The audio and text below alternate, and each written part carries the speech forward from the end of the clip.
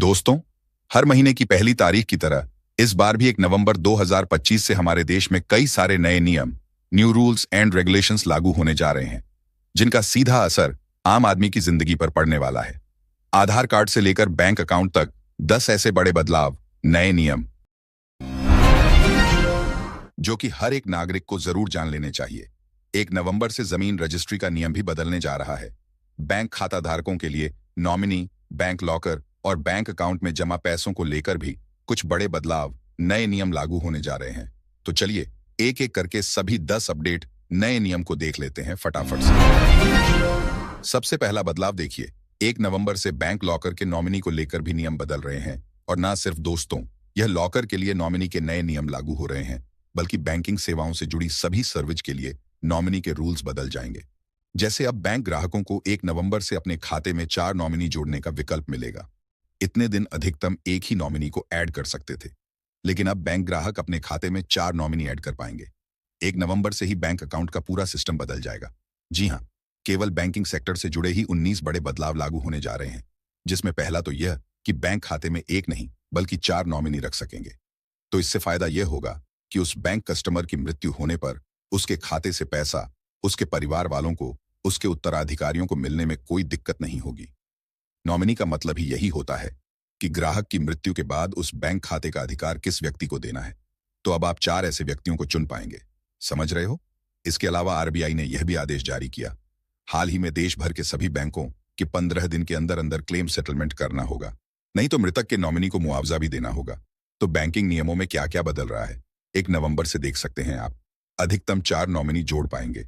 Nominee यानी नामांकन एक साथ या क्रमिक तरीके से किया जा सकेगा। किस नॉमिनी को कितने हिस्सेदारी हैं, यह भी आप तय कर पाएंगे। बैंक लॉकर और सुरक्षित अभिरक्षा के मामलों में केवल क्रमिक नामांकन ही मान्य होगा, यानी बैंक लॉकर को लेकर जो स्पेशल नॉमिनी रूल्स हैं, जिसमें लॉकर और सेफ कस्टडी के मामलों में यही व्यवस्था लागू होगी।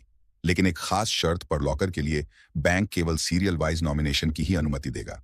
मतलब अगला नॉमिनी तभी एक्टिव होगा जब उससे ऊपर वाला नॉमिनी जीवित ना रहे। तो ऐसा तो ये स्पेशल कंडीशन रखी गई है बैंकों के लोकर नॉमिनी को लेकर।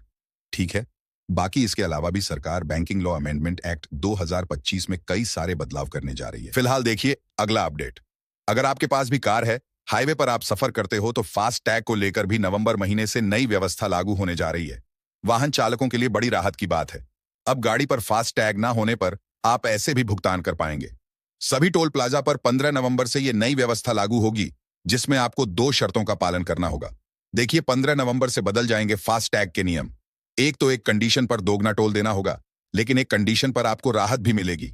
अब अगर आप मान लीजिए आपकी गाड़ी पर फास्ट टैग नहीं लगा हुआ और आप उस स्थिति में अगर यूपीआई से टोल पेमेंट करते हो, तब तो आपको सस्ता लगेगा। सस्ता पड़ेगा मतलब टोल पेमेंट करना। लेकिन कैश में अगर आप टोल टैक्स देते हो, तब आपको दुगना चार्ज देना होगा। जबकि आपकी गाड़ी पर फास्ट टैग नहीं होने पर यूपीआई से टोल टैक्स देने पर 1.25 गुना ही टोल देना होगा। तो यह नया नियम 15 नवंबर से लागू होगा। समझ गए हो ना? जैसे मान लीजिए किसी टोल प्लाजा पर 100 रुपए का टोल टैक्स है। अगर आप फास्ट टैक्स से पे करते हो, तब तो आपको 100 ही देना। ठीक है, इनमें क्या क्या बदलेगा? सबसे पहला तो आईटी मंत्रालय का कहना है कि ऑनलाइन कंपनियों को कोई भी आदेश जारी किया जाएगा, तो आदेशों की मासिक समीक्षा भी सचिव या समकक्ष स्तर के वरिष्ठ अधिकारी करेंगे। इन बदलाव से कंपनियों की जवाबदेही बढ़ेगी। जैसे किसी भी तरह का ऑनलाइन नेगेटिविटी फैलाने वाला कंटेंट है, उसको हटाना वगैरह। तो इसको लेकर यह कुछ नए प्रावधान लागू किए जा रहे हैं। और सोशल मीडिया पोस्ट के लिए स्पेशली देखिए, आप 15 नवंबर से ये नए नियम लागू होंगे। जो सोशल मीडिया पोस्ट होती है ना, जैसे फेसबुक, इंस्टाग्राम, यूट्यूब, ट्विटर पर आप कोई भी पोस्ट डालते हो, अगर कुछ गलत पोस्ट डाल दी, तो नए नियमों के तहत कोई भी सोशल मीडिया पोस्ट या सामग्री हटाने का निर्देश अब केवल संयुक्त सचिव या समकक्ष पद के वरिष्ठ अधिकारी द्वारा ही दिया जा सकेगा। हालांकि इस बदलाव से एक फायदा यह होगा कि अब सरकार जब चाहे ऑनलाइन कंटेंट को हटा पाएगी। यह आसान होगा। सोशल मीडिया कंपनियां अपनी मनमानी नहीं कर पाएगी। जैसे मेटा, फेसबुक, आईना वगैरह, यह सरकार के आदेशों की अवहेलना नहीं कर पाएंगी। समझ रहे हो?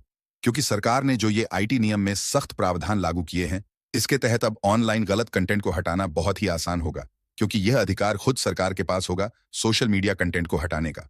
सोशल मीडिया कंपनियों को जैसे ही सरकार आदेश देगी, उनको यह पालन करना होगा और वे मनमानी नहीं कर पाएंगे। सरकार का कहना है कि इन नियमों को लागू करने का उद्देश्य है ऑनलाइन गलत सूचना और भ्रामक कंटेंट को रोक लगाना, जिससे हमारे देश के आम नागरिक उपभोक्ताओं के अधिकारों की रक्षा होगी। ऐसा यह देख सकते हैं आप डिटेल कि इस कानून में बदलाव क्यों किया गया, क्योंकि आजकल एआई जनरेटेड और फेक कंटेंट काफी ज्यादा शेयर किए जाते हैं सोशल मीडिया पर। और इस कानून के कुछ प्रमुख बदलाव क्या है, तो ऑनलाइन कंटेंट नियंत्रण के लिए यह 15 नवंबर से नई गाइडलाइन लागू हो जाएगी। डिजिटल कंटेंट पर अब यह सख्त कानून लागू होंगे। ओके, चलिए अगला अपडेट आ रहा है दोस्तों। पेट्रोल डीजल खरीदना आपका नवंबर में महंगा हो सकता है, क्योंकि देखिए आप रूस के बदले अब अमेरिका और पश्चिम एशिया से ज्यादा तेल खरीदेगा भारत। 21 नवंबर से यह नए प्रतिबंध लागू होंगे, क्योंकि हाल ही में आपको पता होगा अमेरिकी राष्ट्रपति डोनाल्ड ट्रंप ने कई बार यह मुद्दा उठाया, जिसमें उन्होंने कहा था कि भारत रूसी तेल खरीदना दिसंबर तक बंद कर देगा। अमेरिकी राष्ट्रपति ने एक सप्ताह में ही 5वीं बार यह रूसी तेल खरीद का मुद्दा उठाया। तो अब मीडिया रिपोर्ट्स आ रही है कि अमेरिका ने जो रूस पर कुछ नए प्रतिबंध लगाए, इसके चलते भारत को क्रूड ऑयल भी महंगा मिलेगा। तो हो सकता है नवंबर दिसंबर में आने वाले महीनों में भारत में आपको पेट्रोल डीजल के रेटें भी कुछ और महंगे देखने को मिले। समझ रहे हो? चलिए अगला अपडेट देखिए। अब देश की राजधानी दिल्ली को मिलेगा उसका ऑफिशियल लोगो। 1 नवंबर को दिल्ली दिवस के मौके पर रेखा गुप्ता सरकार ये लोगो जारी करेगी। दिल्ली दिवस के मौके पर आधिकारिक लोगो जारी किया जाएगा। यह राजधानी का और ये लोगो राजधानी की विशेष पहचान को स्थापित करेगा और दिल्ली के आधुनिक जन कल्याणकारी शासन को भी दर्शाएगा। वहीं दोस्तों 1 नवंबर को छत्तीसगढ़ प्रदेश में भी सरकारी छुट्टी का ऐलान किया गया। सामान्य प्रशासन विभाग के अपर सचिव ने जारी किया आदेश।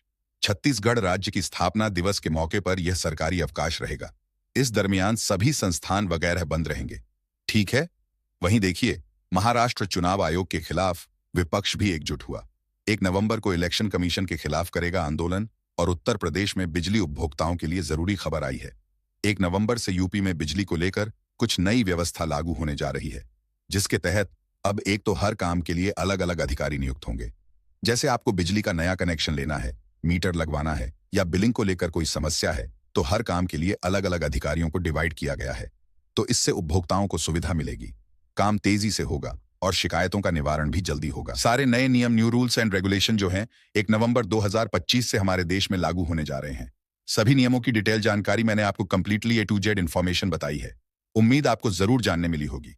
वैसे दोस्तों आप कौन से राज्य में रहते हैं? आपके राज्य का नाम कमेंट करके बताइएगा जरूर, ताकि मैं आपके राज्य सरकार द्वारा जारी नई योजनाओं की, नई सरकारी स्कीम्स की जानकारी भी आपके मोबाइल तक पहुंचा दूंगा। और बाकी इस वीडियो को लाइक और शेयर जरूर करना। चैनल को सब्सक्राइब करके बेल आइकॉन जरूर दबा देना, रोजाना ऐसी इन्फॉर्मेटिव जानकारियां, महत्वपूर्ण समाचार देखते रहने के लिए। ओके, ख्याल रखिएगा अपने आप का, अपने परिवार का। मिलेंगे अगले नेक्स्ट अपडेट में। तब तक के लिए जय हिंद, जय भारत, वंदे मातरम।